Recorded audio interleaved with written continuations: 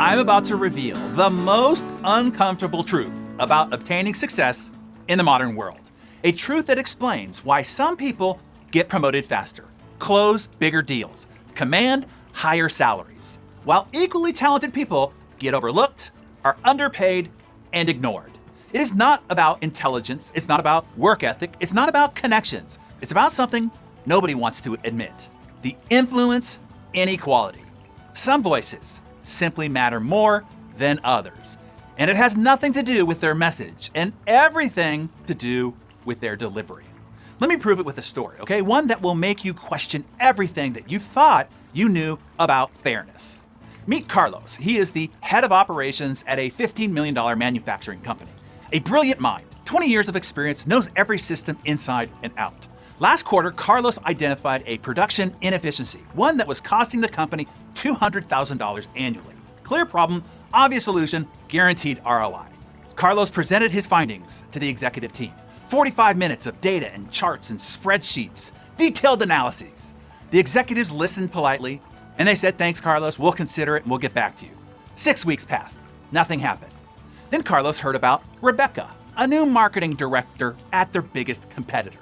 Rebecca, a tenth of Carlos's experience, barely more experienced than an intern, zero manufacturing background. Rebecca had identified the exact same inefficiency in her company. Same problem, same proposed solution, same potential savings. But when Rebecca presented, instead of presenting data charts and spreadsheets, she opened up with, "What if I told you we're throwing away a Ferrari every month?" Instant attention. She continues, "That's exactly what we're doing with our current process.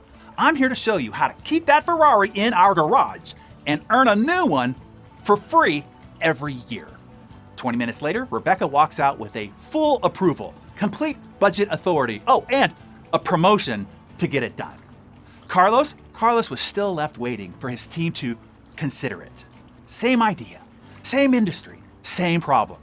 Different voice, different outcome. This is the influence inequality in action. And it is happening right now in every company, in every boardroom, in every meeting across the globe. The uncomfortable truth is this: your ideas don't speak for themselves. Your expertise doesn't guarantee influence. Your hard work doesn't ensure recognition. Only your delivery determines whether your voice matters, whether it gets heard, whether it is taken seriously. Because here's what nobody wants to admit: the people making decisions about your career, your promotions, your opportunities are evaluating you on the criteria they're not even consciously aware of. They think they're judging your ideas, but they're actually judging your presence, your presentation. They think they're measuring your competence, but they're actually measuring your confidence. They think they're evaluating your qualifications, but they're actually evaluating your ability to make them look good to their boss. And the person who sounds most authoritative, most compelling, most like a leader, they're the one who gets the nod every time. It is not a conscious bias. It is an unconscious conditioning. But the result is the same. Your delivery determines your destiny. And the people who understand this are the ones who rise to the top, while the people who don't stay where they are.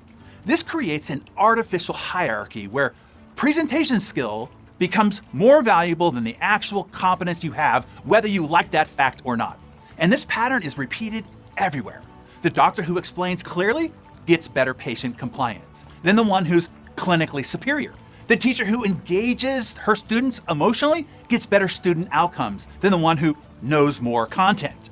The lawyer who tells better stories wins more cases than the one with better legal research. Presentation skills has become the ultimate unfair advantage. And here's what's tragic. Most people have no idea that this is happening. They think hard work will be rewarded, good ideas will rise, merit will win. But merit without delivery is invisible. Brilliance without presentation is irrelevant. Expertise without influence is powerless. Carlos learned this the hard way. And after learning about Rebecca getting credit for the same idea he had, he finally made a decision. He wasn't going to let this happen ever again. Carlos spent 6 months learning presentation skills, not just PowerPoint, but psychology, storytelling, influence. The next time he had an idea, he didn't present data, he presented a possible transformation. He said, this company has 2 paths going forward. Path 1, we keep bleeding money while our competitors eat our lunch. Path 2, we implement the solution and watch our profit margins soar and become the envy of our industry. And at the end of his proposal, Carlos got a standing ovation, full implementation, and soon a promotion to VP of Operations. Same man, same expertise, same company, different delivery, different life. Because once you understand the influence inequality, you can either be a victim of it or a master of it. And mastering it levels every playing field. Suddenly, your background doesn't matter, your connections don't matter, your pedigree doesn't matter, only your ability to capture attention and command respect through compelling delivery. That's what matters. This is why presentation mastery is the ultimate equalizer. It is why immigrants with heavy accents but powerful delivery become CEOs. It is why college dropouts with a compelling vision build billion-dollar companies. It is why introverts who master influence become powerful leaders. Because when you can command a room, you can command your career, your income, your influence, and your life. So grab your Darren Daily Journal and ask yourself honestly, where has the influence inequality affected your life? What promotion did you not get because somebody else presented better? What idea did you not sell because you couldn't make it compelling? What opportunity walked away because your voice didn't carry weight? Share that in the comments below. And here's the good news. For the past 3 years, I have been building the solution to this inequality. Riveting, the world's first presentation system designed to democratize influence, to give anyone, regardless of background, education, or natural ability, the power to command attention. Because influence shouldn't be reserved for the naturally gifted. It should be available to anybody willing to learn the system. For 35 years, I've been hoarding hard-earned collection of military-grade persuasion and presentation secrets drawn from the most influential people in the world. And today, I'm breaking open the vaults in order to arm the good guys and gals.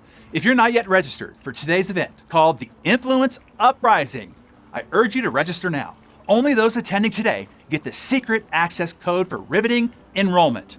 Join the Influence Uprising. Let's make your voice matter.